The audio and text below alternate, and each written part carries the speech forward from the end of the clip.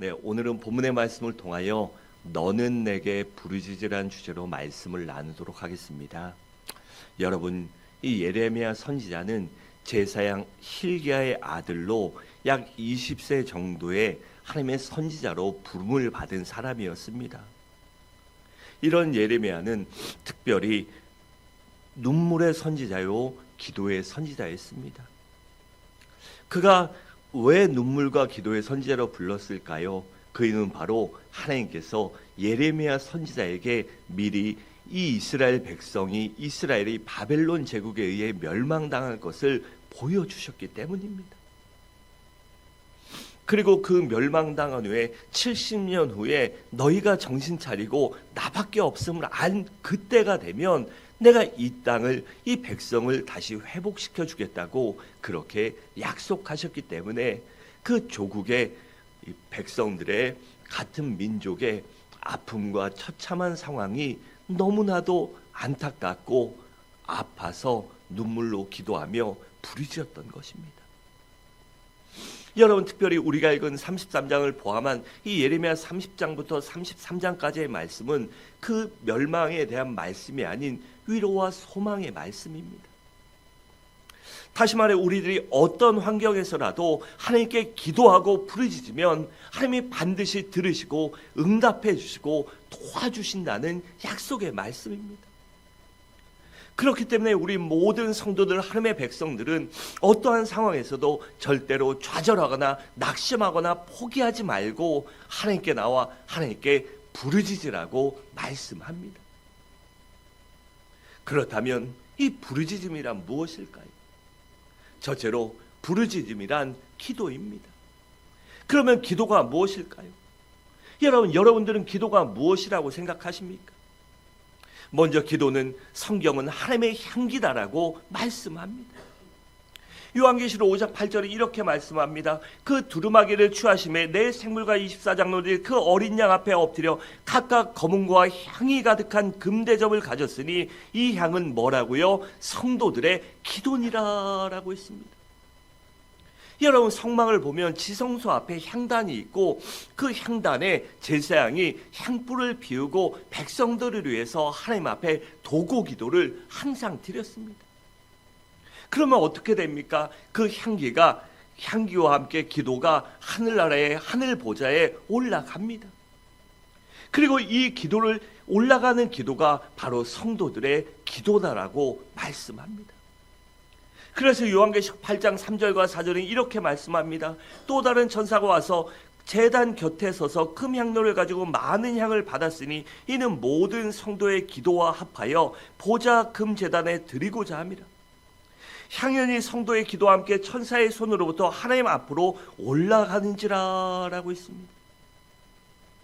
여러분, 이처럼 기도는 향기로운 향기가 되어 하늘나라에 상달되는 것입니다. 그렇기 때문에 우리는 그 기도를 쉬지 말아야 하는 것입니다. 여러분, 우리가 어디 갔을 때 아름다운 향이 나는 게 좋습니까? 불쾌한 냄새가 나는 게 좋습니까? 당연히 향이 나는 게 좋지요. 아름다운 향이 나면 집에 들어가든 차에 타든 교회에 들어오든 좋습니다. 그런데 딱 들어올 때 이 냄새가 나면 어떻습니까? 불편합니다. 우리가 우리의 삶을, 우리의 인생을 냄새나는 사람이 아니라 향기나는 사람이 되기 위해서는 하나님께 이 기도를 올려드려야 하는 것이에요. 그래, 쉬지 말고 범사에 감사함으로 하나님 앞에 기도를 올려드리는 그 아름다운 향기의 기도를 올려드려야 하는 것입니다. 또한 기도란 나의 마음을 하나님께 솔직히 털어놓는 것입니다. 여러분, 한나를 한번 생각해 보세요. 그녀는 어떤 사람이었습니까? 여러 가지 부족한 것이 없었지만 딱 한 가지 부족한 것이 자녀를 낳지 못하는 것이었습니다. 그래서 그것이 얼마나 그녀의 삶을 괴롭게 했습니까? 정말 가슴 아프고 속상한 일이 한두 가지가 아니었어요. 그래서 어느 날 그녀는 아주 죽기로 작정을 하고 하나님의 성전에 올라가 눈물을 흘리며 통곡하며 하나님 앞에 서원기도를 드렸습니다.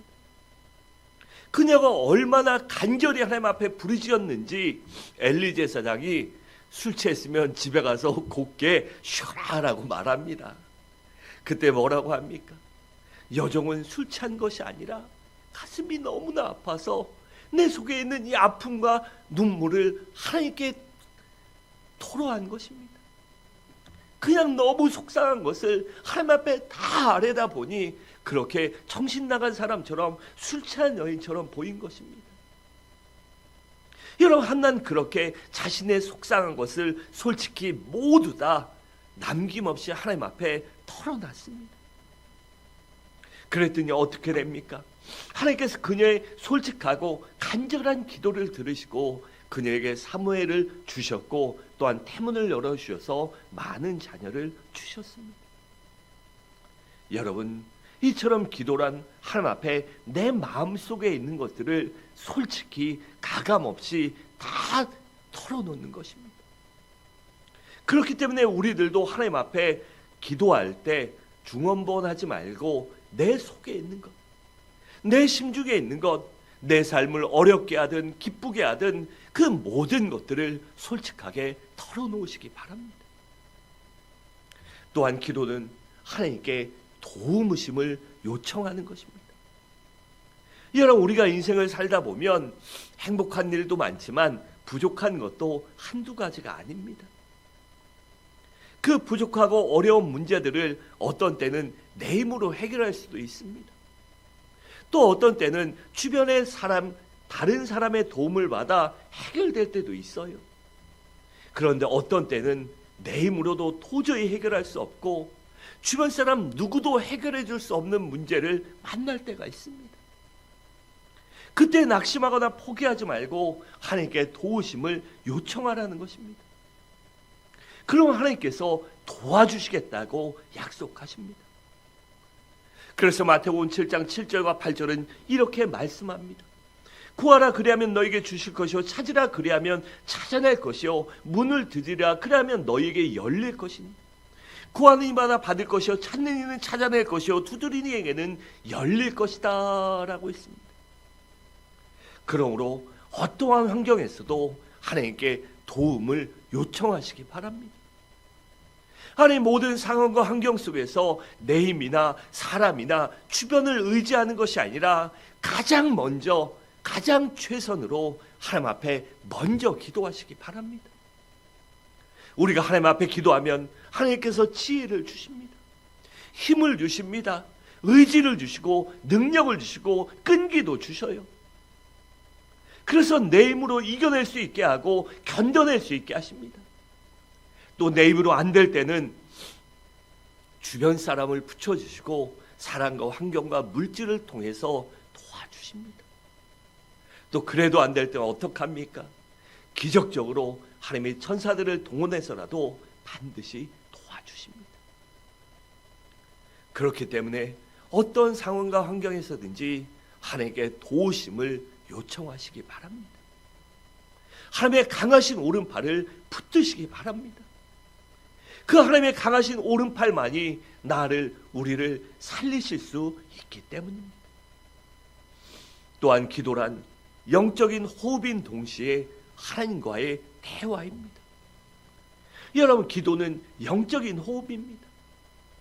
여러분, 사람이 숨을 쉬어야 살지 숨을 안 쉬면 죽습니다. 그처럼 사람이 하나님 앞에 기도하면 우리의 영이 살지만 기도하지 않으면 내 영혼이 죽을 수밖에 없습니다. 그렇기 때문에 우리가 쉬지 말고 무시로 하나님께 기도해야 하는 것입니다. 그래서 데살로니가전서 5장 17절에 보면 쉬지 말고 기도하라 라고 했으며 골로새 4장 2절은 기도를 계속하고 기도에 감사함으로 깨어있으라 라고 그렇게 말씀한 것입니다. 또한 기도란 영적으로 하나님과의 대화를 나누는 것이에요. 여러분, 모세를 보세요. 그는 언제나 기도를 통해서 하나님과 대화를 나눴습니다. 특별히 출애굽기 33장 11절은 이렇게 말씀합니다. 사람이 자기의 친구와 이야김같이 여호와께서는 모세와 대면하여 말씀하시며 라고 했습니다. 여러분, 이처럼 기도는 하나님과 대화하는 것이기 때문에 기도를 많이 하는 사람이 하나님과 가까운 것입니다. 여러분, 우리가 문제가 있을 때 아니면 가정에서도요, 아내와 이 부부지간에도 대화가 없으면 대먼대먼합니다. 그런데 대화를 하고 서로 자그마한 일이라도 아니면 아픔과 어려움이 있을 때 솔직하게 얘기하면 그 솔직하게 받아주고, 그러다 보면요, 그 사이가 좋아지는 것입니다. 그처럼 우리는 하나님과 솔직하게 진솔하게 자주 많이 매사에 대화를 해야 합니다. 그것이 바로 기도인 것입니다.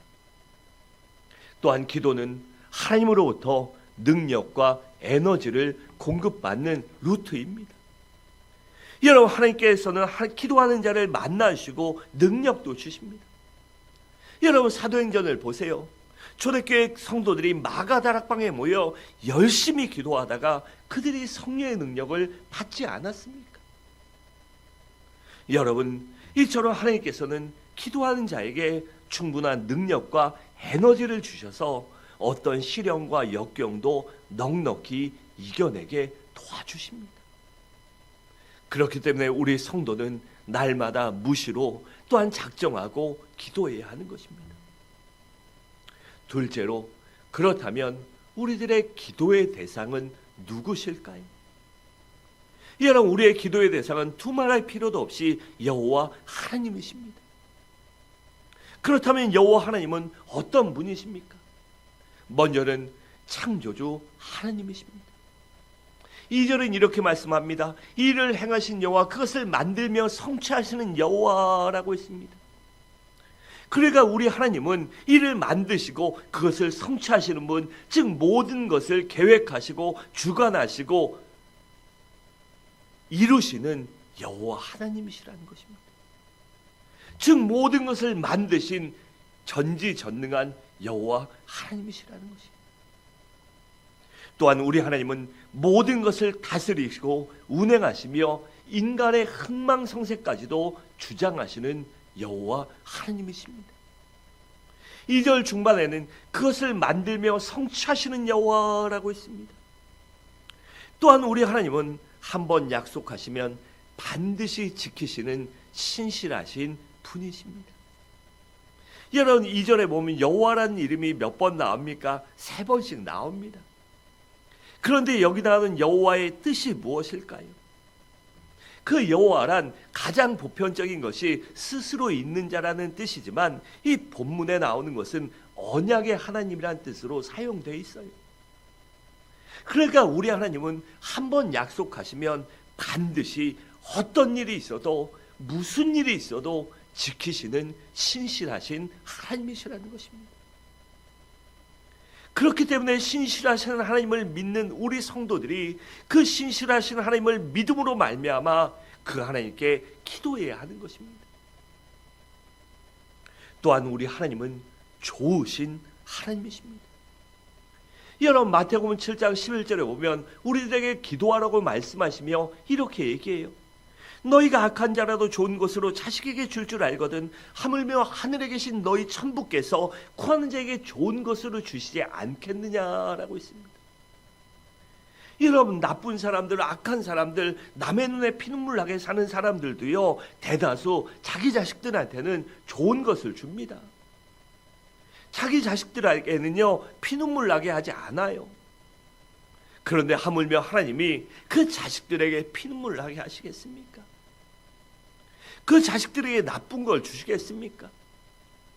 때로는 그 자식이 믿음도 성장해야 되고 인격도 성장해야 되고 모든 것이 한 단계 성장해야 되기 때문에 이 유아의 어린아이의 습관을 버리게 하기 위해서 때로는 야단도 치시고 혼도 내시고 매도 드시는 것입니다.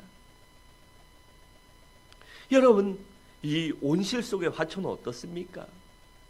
밖에 내놓으면 그냥 죽습니다. 우리를 온실 속의 화초처럼 키우시는 것이 아니라 태풍이 불어도 끄떡없는 믿음의 거목으로 만드시기 위해서 하나님이 때로는 우리를 연단하시는 것이에요. 그렇기 때문에 어떠한 환경과 상황 속에서라도 좋으신 하나님, 합력하여 선을 이루시는 하나님, 내게 좋은 것을 주시는 그 아버지 하나님을 믿고 기도하시기 바랍니다. 셋째로, 그렇다면 우리들이 언제 기도해야 될까요? 먼저는 죄사함을 받기 위해 기도해야 합니다. 여러분, 죄는 모든 관계를 깨트립니다. 이 죄는 가장 먼저 하나님과 인간과의 관계를 깨트립니다. 또한 죄는 사람과 사람 사이의 관계도 깨트리고 망가뜨려 버립니다. 또한 죄는 물질과의 관계도 깨트려 버립니다. 그리고 죄는 언제나 우리들에게 고통과 괴로움과 문제를 가져다 줍니다. 그렇기 때문에 우리 성도들은요, 무엇보다도 가장 먼저 이 죄의 문제를 해결받아야만 합니다. 그런데 그 방법이 무엇입니까? 바로 예수 그리스도의 보혈을 의지해서 하나님 앞에 회개 기도를 올려드리는 것입니다. 예수의 보혈을 힘입어 은혜의 보좌 앞에 담대히 나와 하나님 앞에 회개 기도하는 것이 바로 죄사함 받는 길이기 때문이에요. 그래서 시편 66편 18절에 이렇게 말씀합니다. 내가 나의 마음에 죄악을 품었더라면 주께서 듣지 아니하시리라 라고 있습니다. 또 요한일서 1장 9절은 이렇게 말씀합니다. 만일 우리가 우리 죄를 자백하면 그는 미쁘시고 의로우사 우리 죄를 사하시며 우리를 모든 불의에서 깨끗하게 하실 것이오 라고 했습니다. 그렇기 때문에 우리는 하나님께 기도에 응답받기 위해서, 아니 내가 올바른 성도요 그리스도인이 되기 위해서 가장 먼저 죄의 문제를 해결받아야 하는 것이에요. 그것이 바로 기도입니다.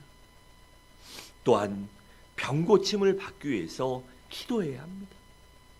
우리 야고보서 5장 15절을 함께 읽겠습니다. 시작.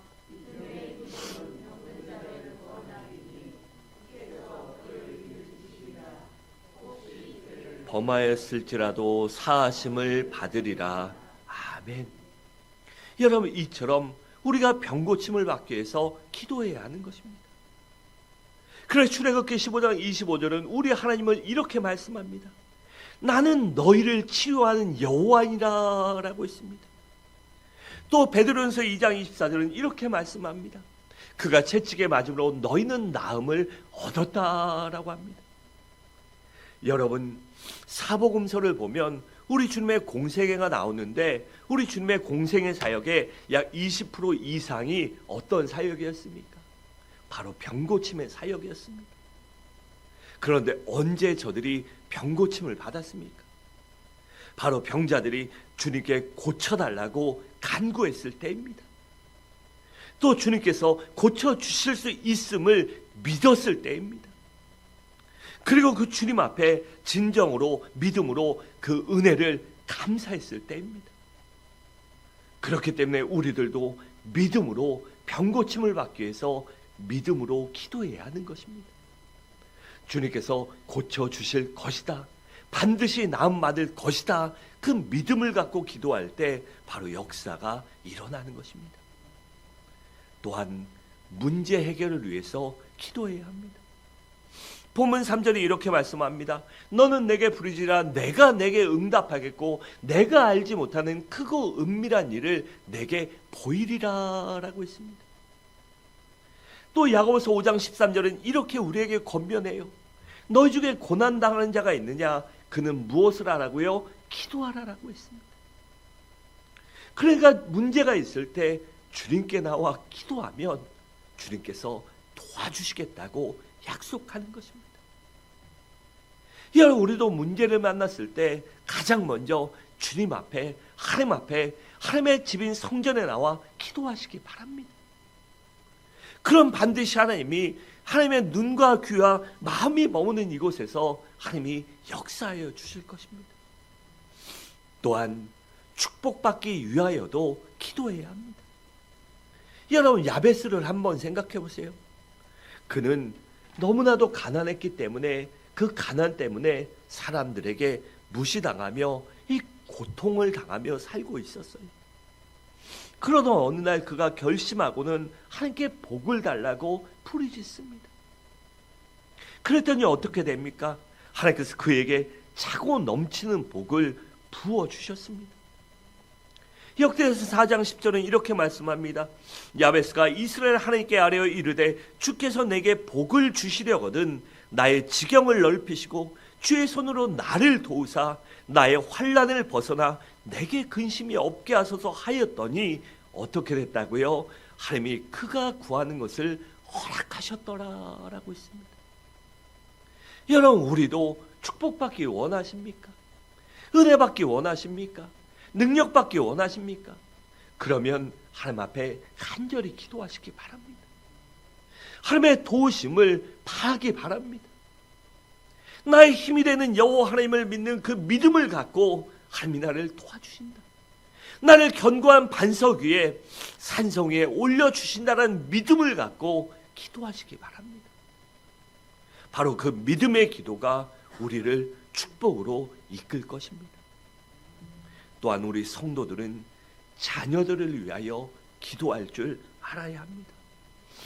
여러분, 누가복음 23장 28절에 보면 예수님께서 이렇게 말씀하셔요. 예루살렘의 딸들아 나를 위하여 울지 말고 너희 자녀를 위하여 울라라고 했습니다. 여러분, 자녀를 위하여 눈물로 기도하는, 진심으로 기도하는 부모가 있는 한 그 자녀는 결코 망하지 않습니다. 반드시 하나님께서 축복하여 주십니다. 여러분, 그렇기 때문에 우리 성도들은요, 자녀들을 위해 기도해야 하는 것입니다.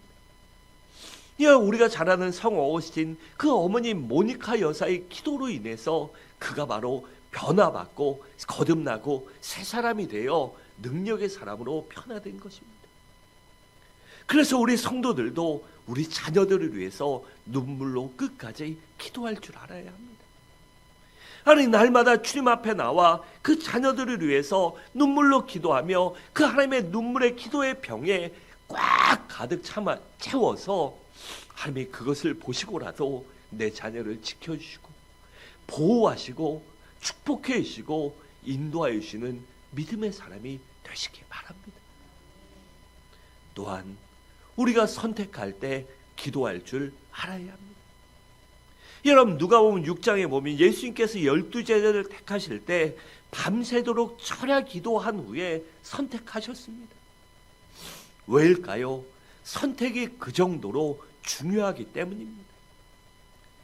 우리가 인생을 살 때 어떨 때는요, 작은 일들도 있지만 어떨 때 큰 일은요, 한번 잘 선택하면 인생이 행복할 수도 있지만 한번 잘못 선택해서 실패하거나 불행해질 수 있기 때문입니다. 그렇기 때문에 우리가 무엇을 어떠한 큰 일을 두고 선택할 때 기도하시기 바랍니다. 어떻게요? 내 생각과 내 뜻과 내 의지를 다 내려놓고 주여 말씀하옵소서 종이 듣게 싸움나이다, 그러한 자세로 기도해야 합니다. 우리가요 선택할 때 기도합니다. 또 여러 가지 기도하죠. 근데 그럴 때 나는 A랑 B 중에 나는 A가 더 좋아. 근데 B도 약간 미련이 남어. 그럴 때 기도하면 어떤 응답이 올까요? A로 가라라고 합니다. 그래서 우리는요, 기도할 때 내 생각과 뜻을 내려놓는 훈련을 해야 돼요. 내가 A가 좋아도요, 하나님이 B 이러면요, 그냥 주여 아멘 해야 합니다. 그러한 선택이 바로 올바른 선택이요, 주님의 뜻이기 때문이에요. 여러분, 때로는 우리가 그렇게 선택해 놓고 하나님을 원망할 때도 있습니다. 성경에 보면 그러한 일들이 많이 있지요. 그래서 우리 모두 내 생각을 내려놓고 기도하고 선택하시기 바랍니다. 그것이 바로 지혜이기 때문이에요. 마지막으로 주님께서 강권적으로 기도를 시키실 때 기도할 줄 알아야 합니다. 여러분, 주님께서 언제 우리들에게 강권적으로 기도를 시키실까요? 그것은 바로 큰 재앙을 예비하기 위해서 우리에게 기도를 시키셔요. 여러분, 미국의 베일리스 목사님의 간증입니다. 그가 어느 날 주일예를 마치고 가족들과 함께 식사를 합니다. 여러분, 목회자님 주일이 가장 힘듭니다. 예민하고요, 서 있고 진을 다 빼기 때문에 주일 오후가 되면 정말 힘들어요. 몸이 노동한 것처럼 힘들 때도 있습니다. 어떨 때는 이 벨리스 목사님도 그렇게 주일 예배를 잘 마치고 가족들과 저녁에 식사하며 편안한 마음으로 이제 좀 쉬자 이러고 있는데 갑자기 주님께서 강권적으로 기도를 시키셔요. 너무나 큰 감동을 주시고 막 기도하지 않으면 못 베기게 기도를 시키십니다. 벨리스에 어서 기도해라. 지금요. 그래 지금 당장 밥 대충 먹었잖아. 그러니까 밥 먹는 거 그만두고 지금 당장 기도해라. 그래서 벨리스 목사님은 그렇게 강권적인 역사 속에 그것을 이 아쉬움을 뒤로하고 간절히 기도하기 시작합니다. 그런데 문제는 무엇을 위해 기도해야 할까? 그 모르잖아요. 강권적으로 시키시는데 막 기도를 하는데 그래서 방언을 받아야 하는 것입니다. 기도의 내용이나 본문이 모르니까 얼마 못하지요. 그래서 그가 기도의 목적도 모르기 때문에 하나님 앞에 방언으로 기도했어요. 성령의 도우심으로 막 기도하기 시작했습니다. 그렇게 한 30분 지났더니 이제 마음이 평안해지고 기도를 그만해도 될 것 같아요. 그리고 기도를 마치고 마저 식사를 하는데 부모님께서 교통사고가 났다는 연락이 옵니다. 이 경찰의 연락을 받고 너무나도 당혹스럽잖아요. 여러분 교통사고가 나거나 뭔 사고가 났을 때 멀쩡하면 본인이 전화하죠. 그런데 본인이 전화 못한다? 얼마나 불길합니까? 그래서 벨리 목사님이 그 병원에 너무나 이 부모님이 걱정돼서 두근반 세근반 병원에 갔습니다. 병원에 가면서 사고 현장을 지나치는데 그 부모님이 탄 차가 형체도 알아볼 수 없을 정도로 찌그러지고 심하게 망가져 있었습니다. 그러니 그 현장을 지나 병원에 가는 동안 얼마나 가슴이 아프고 힘들었겠습니까? 그런데 병원에 도착하자 의사들에게 신기한 말을 듣습니다. 이 구급대원들도 그렇고 경찰들도 그렇고 내가 몇십 년 동안 교통사고 봤는데 이렇게 멀쩡한 환자들은 처음 봤습니다. 아니 어떻게 차가 다 부서졌는데 이 어른 노인들이 멀쩡할 수 있고 단순 타박상에 그칠 수 있냐? 그래서 부모님께 여쭤봤더니 사고가 나는 순간 갑자기 누군가 우리를 차 밖으로 밀어냈다. 차가 부딪히는 순간 우리가 차문이 열려서 바깥으로 양옆으로 우리가 떨어지는 바람에 그냥 바닥에 부딪혀서 다쳤지 이 사고로 딴 차에 충돌돼서 큰 부상을 당하지 않을 수 있었다라고 합니다. 그러니까 하나님께서 천사를 통해 구출해 내신 것이에요. 언제요? 그분이 간절히 기도할 때입니다. 하나님이 강권적으로 기도를 시키실 때는요 반드시 이유가 있습니다. 그때 여러분들 그 성령의 감동과 조명하심을 무시하지 말고 기도하시기 바랍니다.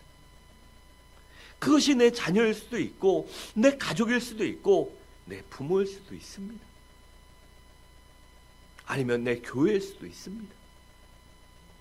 그렇기 때문에 강권적으로 하나님이 역사하실 때 반드시 순종하시기 바랍니다. 사랑하는 성도 여러분, 말씀을 마치도록 하겠습니다. 여러분, 하나님의 사람은 어떠한 경우에라도 절대로 포기하면 안 됩니다. 하나님께서는 절대로 하나님의 자녀들을, 나를, 우리들을 포기하지 않으시기 때문에 또한 그리스도인에게 있어서 문제는 하나님께 돌아오라는 사인이요 기도하라는 신호입니다. 그러므로 우리 모두 문제 앞에서 하나님 앞에 더 매달려 간절히 기도하시기 바랍니다. 주님께 나와 부르짖으시기 바랍니다. 그래 우리 모두 진정한 하나님을 움직일 수 있는, 하늘보다를 움직일 수 있는 하나님의 은혜를 마음껏 누릴 수 있는 믿음의 사람들이 되시기를 주님의 이름으로 간절히 축원합니다.